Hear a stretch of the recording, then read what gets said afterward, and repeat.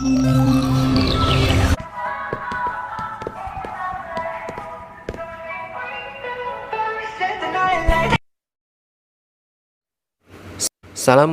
warahmatullahi wabarakatuh.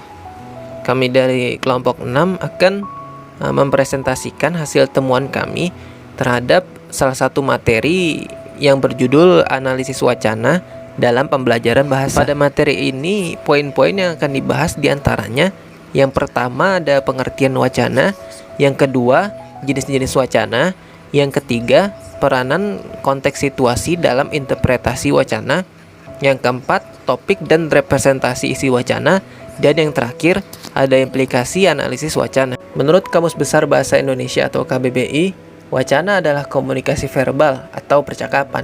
Menurut pendapat ahli, wacana yaitu suatu konstruksi yang terdiri atas kalimat yang satu diikuti oleh kalimat lain, yang merupakan suatu keutuhan konstruksi dan makna. Samsuri 1986. Jenis-jenis wacana.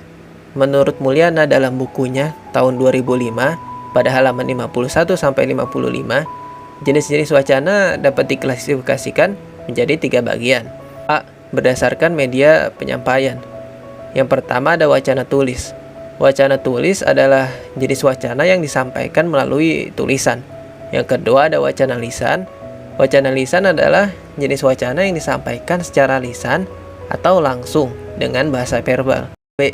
Berdasarkan jumlah penutur. Yang pertama ada wacana monolog.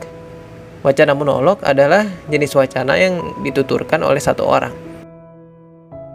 Yang kedua ada wacana dialog, yaitu wacana yang dituturkan oleh 2 orang atau lebih. Jenis wacana ini bisa berbentuk tulis maupun lisan. Jenis-jenis wacana yang selanjutnya yaitu berdasarkan sifat. Yang pertama, wacana fiksi. Wacana fiksi adalah yang bentuk dan isinya berorientasi pada imajinasi. Yang kedua, ada wacana non-fiksi. Wacana non-fiksi disebut juga wacana ilmiah. Jenis wacana ini disampaikan dengan pola dan cara-cara ilmiah yang dapat dipertanggungjawabkan kebenarannya. Ada lagi berdasarkan tujuan. Yang pertama, wacana deskriptif. Wacana deskriptif adalah wacana yang berusaha menyajikan suatu objek atau suatu hal sedemikian rupa, sehingga objek itu seolah-olah berada di depan mata kepala pembaca. Seakan-akan para pembaca melihat sendiri objek itu. Yang kedua, wacana narasi. Wacana narasi adalah bentuk wacana yang berusaha menyajikan suatu peristiwa atau kejadian, sehingga peristiwa tampak seolah-olah dialami sendiri oleh para pembaca. Yang ketiga, wacana persuasi. Wacana persuasi adalah suatu bentuk wacana yang merupakan penyimpangan dari argumentasi dan khusus berusaha mempengaruhi orang lain atau para pembaca agar para pendengar atau pembaca melakukan sesuatu bagi orang yang mengadakan. Yang keempat, wacana argumentasi. Wacana argumentasi adalah wacana yang berusaha membuktikan suatu kebenaran. Yang kelima, wacana eksposisi. Wacana eksposisi adalah wacana yang berusaha menguraikan suatu objek sehingga memperluas pandangan atau pengetahuan pembaca. Nah, selanjutnya ada peranan konteks situasi dalam interpretasi wacana. Analisis wacana yaitu menganalisis penggunaan dalam konteks situasi pembicaraan atau penulis. Sedangkan penelitian wacana lebih difokuskan pada hubungan pembicara dengan ujaran dan terutama yang menjadi sebab penggunaannya.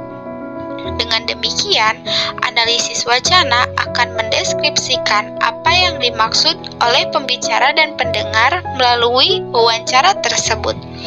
Dalam kaitannya dengan hal ini, yang perlu diperhatikan adalah referensi, peranggapan, implikatur, inferensi, konteks situasi, konteks, dan interpretasi lokal. Selanjutnya yaitu topik dan representasi isi wacana. Topik dalam suatu wacana tidak sama dengan topik dalam suatu kalimat. Contoh pada kalimat, orang itu bagus sekali rumahnya. Frasa orang itu adalah topik atau subjek, sedangkan bagus sekali rumahnya adalah keterangan yang terdiri dari bagus sekali sebagai predikat dan rumahnya sebagai subjek. Dalam analisis wacana, pada contoh kalimat di atas tidak akan disikapi demikian, karena topik yang dimaksud adalah topik pembicara. Dengan demikian, topik kalimat di atas adalah bagus sekali. Frasa bagus sekali menjadi substansi dari rumahnya, dapat diartikan seperti ada rumah jelek, rumah cukup bagus, dan rumah bagus sekali. Percakapan orang tentang sesuatu bisa saja tentang topik yang sama. Misalnya, A. Sudah lama tidak hujan, sekarang sudah mulai hujan. B. Iya, rupanya sudah mulai musim hujan lagi ya. A. Mungkin baru hujan sekali saja udaranya kelihatan bersih dan terasa segar. Percakapan antara A dan B tentang topik yang sama, yaitu hujan. B sebagai lawan bicara memberi tanggapan yang sepadan dengan maksud yang dibicarakan oleh si A. Apabila topik pembicaraan pada masalah yang sama, pembicaraan itu disebut topicality. Menurut Brown, 1985 halaman 84. Poin yang terakhir yaitu implikasi analisis wacana dalam pembelajaran bahasa Indonesia. Kegiatan pengajaran bahasa setidaknya ada dua hal yang perlu diperhatikan, yaitu A. Proses pengajaran dan B. Tujuan yang akan dicapai.